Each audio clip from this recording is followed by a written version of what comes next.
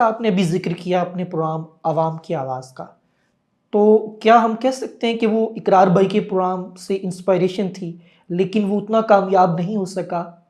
अ, ये प्रोग्राम जो है ना अवाम की आवाज़ से पहले थोड़ा-सा और पीछे चले जाएँ, मैं डॉन न्यूज़ पे थी, शादी के फ़ौरन बाद मैंने अच्छा, जॉइन किया था। तो एक रोज़ मुझे बुलाया हमारे डायरेक्टर प्रोग्राम से ज़ाहिद मज़हर भाई। उन्होंने कहा कि एंकर उनकी कुछ चली गई हुँ, थी प्रोग्राम को छोड़ के, वो उस प्रोग्राम का नाम था मसला क्या है? मसाला। उन्होंने कहा कि तुम होस्ट कर लो। तो मैंने किया, वो सोशल इश्यूज़ पर बेस्ड था, तो बड़ा अच्छा भी लगा मुझे। हम तो प्रॉम्प्टर के सामने बैठ के खबरें पढ़ रहे बिल्कुल, होते थे और मैं उनसे ज़िक्र कर भी चुकी थी कि मैं ना ये बड़ा बोरिंग लगता है, कुछ और करना चाहती हूँ। तो वो जब मैंने किया तो पहले न्यूज़ और प्रोग्राम दोनों साथ कर रहे थे, वो बड़ा अच्छा उनको लगा। फिर फ्रीक्वेंसी उसकी बढ़ा दी, फिर मैं न्यूज़ नहीं करती थी। फिर मैं सिर्फ़ प्रोग्राम करती थी। उसके बाद फिर मैं अब तक न्यूज़ पर आ गई, वहाँ भी मैं प्रोग्राम और न्यूज़ साथ करती थी। उसके अच्छा, बाद फिर बोल में कुछ अर्सा गई, बोल का आपको पता है क्या हाल हुआ उस वक़्त में, फिर समाज पे चली गई, तो तब फिर मैंने प्रोग्राम ही किया। तो ये जो मेरा प्रोग्राम था अवामी नौइयत का प्रोग्राम, ये 2012 में मैंने शुरू किया था और टिल 2021 मैं करती रही। और इकरार से सीखने को बहुत कुछ मिला, अच्छा, लेकिन वो ज़रा अलग नौइयत का था। समा पे आके हाँ, हमने रेड भी किए, हम बड़ी-बड़ी मुश्किल जगहों पर भी गए, कच्चे के डाकुओं के पास भी गए, एफसी के साथ हम ईरान के बॉर्डर पर भी गए, हमने चोरों डकैतों को पकड़ा भी, रेड्स भी की। लेकिन चूँकि वहाँ इदारे उतनी सपोर्ट नहीं देते जितनी इकरार को मिली, और फिर जिस हाँ, तरह इकरार जी जान लगा के किसी भी बिल्कुल, जगह घुस जाते हैं, वो मेरा ख़्याल है मेरे लिए बड़ा मुश्किल था। लेकिन जितना अपने तईं कोशिश हो सकती थी वो मैंने की। ये बात बहुत से लोग करते हैं कि इकरार ने करियर में मुझे ग्रो करने का मौका दिया और हुँ, शायद उनकी वजह से मुझे चैनल्स में जॉब मिली।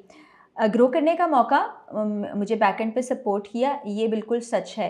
किसी चैनल में मेरी नौकरी लगवाई, ये बिल्कुल झूठ है। क्योंकि अच्छा, मैं बहुत अरसे से काम करती चली आ रही थी और इन हलकों के अंदर ख़ास तौर पे मीडिया में मेरी मेहनत की वजह से लोग बिल्कुल, थोड़ा बहुत पहचानते थे मुझे। जब भी ऑफ़र हुई वो मेरे काम की वजह से हुई। तो इकरार फ़ेवर्स ना देते हैं ना लेते हैं। हुँ, तो इसीलिए हालाँकि किसी एक फ़ोन कॉल पे हो सकता है कि जॉब हो भी जाए मेरी, लेकिन वो भी नहीं चाहते और मैं भी नहीं चाहती। तो अच्छा, मैं चाहती हूँ कि इंडिविजुअल जो आपकी बरकरार रहे पहचान और उसी के ज़रिए से आप आगे जाएँ। बिल्कुल। तो ये सफ़र कुछ ऐसा रहा। अच्छा, आप ये बताएँ कि काफ़ी अरसा आपने मीडिया में काम किया, हुँ।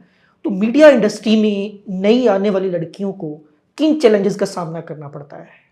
ये वो बता सकती हैं, मैं अपने दौर का ज़रूर जी, जी, बता अपने दौर का सकती बता दें। हूँ। वैसे मैं आपको एक इंटरेस्टिंग बात बताऊँगी, सिवाय 1-2 लोगों के, जब ने न्यूज़ एंकरिंग शुरू की तो मेरे सीनियर्स बड़े सपोर्टिव थे। अच्छा, तारिक मतीन भाई थे, वो उर्दू दुरुस्त कराते थे, तलफ़्फ़ुज़ एज़ बीइंग अ पंजाबी हम बहुत से हुँ, बिल्कुल, अल्फ़ाज़ ऐसे बोलते हैं जो ठीक नहीं होते, वो ठीक कराते थे। जवाद मेरे साथ, वो सीनियर तो नहीं थे, हम बैचमेट थे, लेकिन उनकी उर्दू बहुत अच्छी थी, वो हुँ, बताते थे।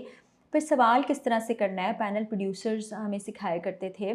और अब्सार आलम साहब हमारे उस वक्त डायरेक्टर न्यूज़ हुआ करते थे। वो हमें पढ़ने लिखने को एक एग्ज़ाम की तरह दिया करते थे कि हुँ, कल आपने 4 या हुँ, 5 पेपर्स पढ़ के आना है। फिर हमारा बाकायदा इम्तिहान होता था, अच्छा, फ़लाँ पेपर के अंदर वाले पेज पर कौन सी खबर थी या पिछले पेज पर कौन सी कहानी थी, किस की हेडलाइन क्या थी। तो बड़ी पढ़ाई करते थे हम, बड़ा चीज़ों को नोट किया करते थे, फिर कॉलम्स पढ़ा करते थे ताकि हमें सवाल अच्छा, करना आ सकें। फिर अपने सीनियर जो जर्नलिस्ट हैं उनको देखा करते थे। उस ज़माने में ऐसा होता था। अभी आजकल चूँकि मैं काफ़ी अरसे से किसी चैनल के साथ मुंसलिक नहीं हूँ, 2 साल से ज़्यादा हो गए हैं, तो मुझे मालूम नहीं है कि क्या हो रहा होगा।